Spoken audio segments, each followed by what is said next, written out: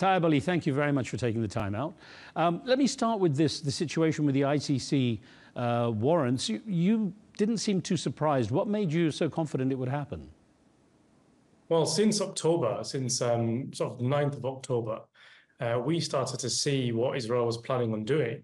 And at the ICJP, we initiated an investigation, an evidence collecting process, really, to see and make sure that whatever Israel did and other actors in the region, for that matter, we were able to evidence that. And between then and now, we've collected a significant amount of evidence, which speaks for itself in terms of what Israel is doing on the ground in Gaza.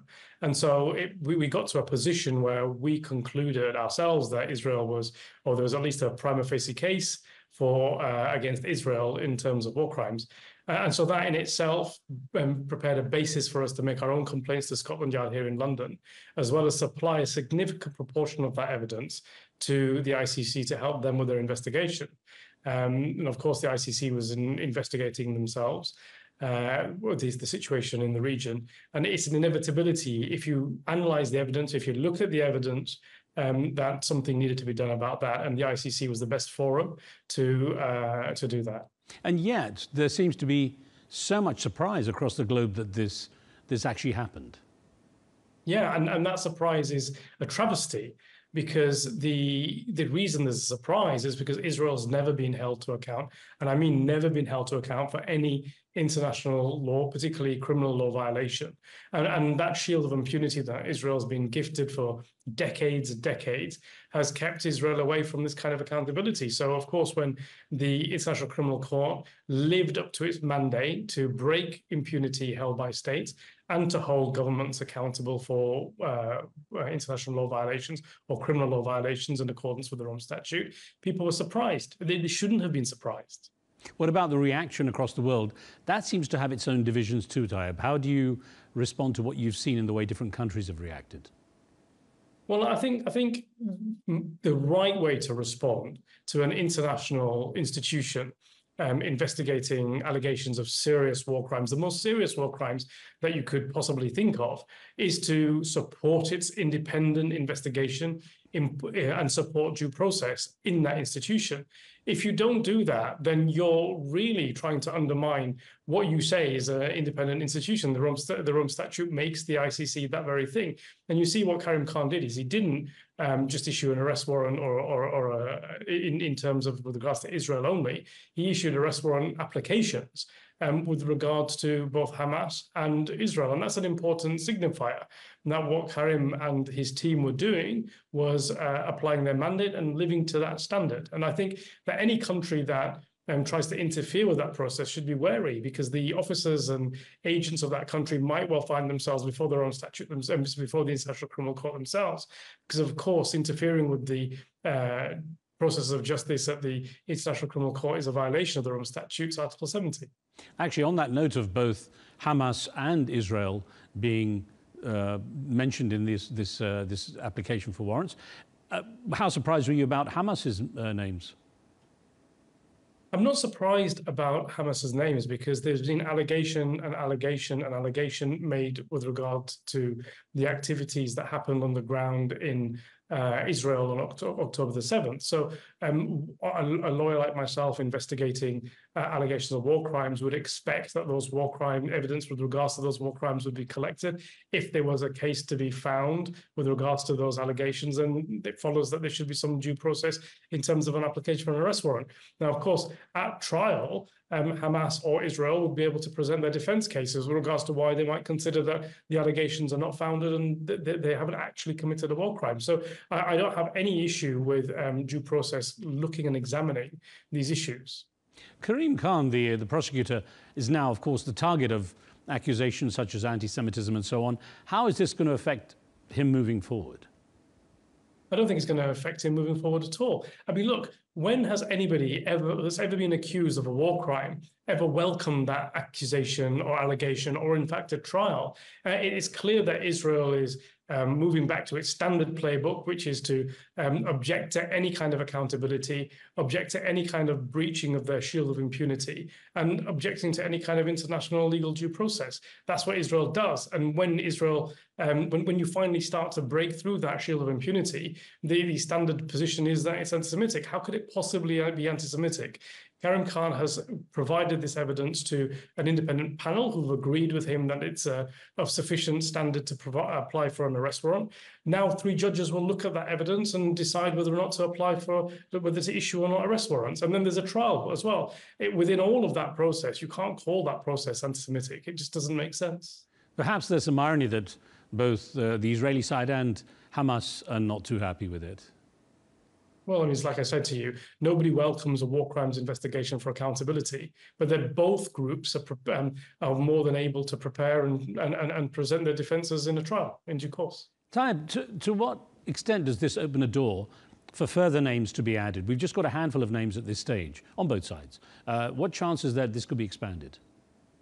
So I think it's really important to understand how the criminal court works. And so it will have collated evidence, significant amounts of evidence. It will have analysed that evidence, and it will have looked for the strongest case that it has, that evidence presents.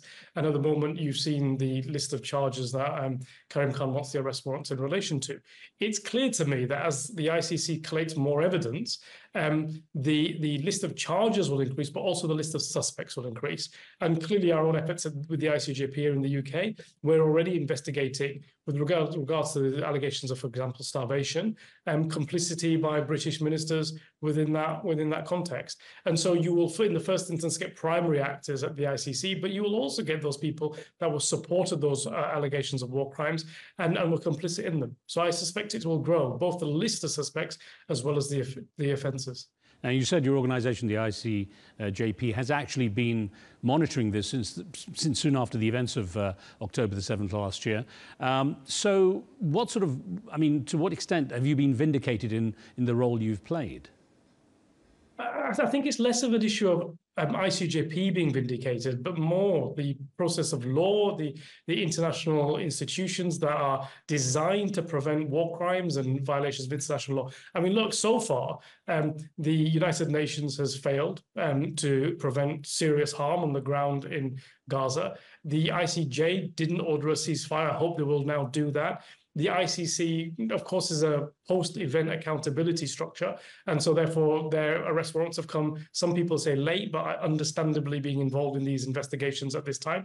But I think what's been vindicated is the international humanitarian law system, and the institutions are designed to protect that. The evidence speaks for itself. It's vast, it's clear, it presents clear reasonable grounds for war crimes, and I think that's what we're seeing happen right now. It's not necessarily a vindication of the ICJP. We're just simply collecting evidence and presenting it to the right people with our submissions and what the law says that it means. And by virtue of the name of your organisation, Justice for Palestinians, you're obviously looking for a situation that actually changes the situation for the Palestinian people. To what degree do you also look at perhaps what might have happened on the Palestinian side, in this case, the acts that Hamas undertook on October the 7th? So my investigation team at the ICJP is a professional investigation team. It's populated with lawyers and also former Metropolitan Police officers. Now, what that means is that we apply British legal criminal investigation standards to the work we do. We do not tailor the evidence. If we collate evidence and that evidence suggests war crimes with regards to Israeli actors or war crimes with regards to Palestinian actors, that evidence is secured and presented to the relevant agencies in the same way. We're not here to collect evidence to tell one side of a story. What's really important here for the ICJP is the equal application of law to both Palestinians and Israelis. That really is the only way that we're going to get to a position where we can have some sort of realistic peace deal on the ground and a peaceful security for both Palestinians and Israelis moving forward in whatever state structure that looks like. But where really that's what the ICJP's mandate is. It's not to tailor a narrative for one group or another. So looking at the current situation, what real impact would you expect this ICC effort to have on the situation in Gaza right now? Well, I think the story it tells is really significant. In the same way as when we applied for an arrest warrant successfully in 2009 against the Israeli Foreign Minister Tzipi Livni for, again, allegations of war crimes in Gaza. Immediately after that, I had Israeli citizens ring me to ask if their children who were involved in the IDF were committing war crimes or not, because if Israel couldn't protect a foreign minister, then how could they potentially protect their IDF soldiers on the ground? I think it's going to have that same impact. It's going to send a clear signal, not only to IDF soldiers, their families, their parents, but also to politicians across the globe that are helping and supporting the execution of war crimes in the region, that there is a vulnerability and a liability on them for doing that. And what I hope to see is that an immediate stop to the violence on the ground in Gaza and an alternative process take place to try to find a solution for what we're seeing happening there. And do you really believe this is perhaps a pivotal point when it comes to finding a final solution for the situation? It's a historic moment. I mean, both the South Africa initiation of the Genocide Convention of the ICJ was a historic moment, and this is another historic moment. I think this is how we want international humanitarian law to work, and we just need the international community to rally behind it and support that. There may be a feeling among a lot of people, having witnessed the situation going on for 7.5 decades, that this really just becomes another symbolic marker rather than a real turning point.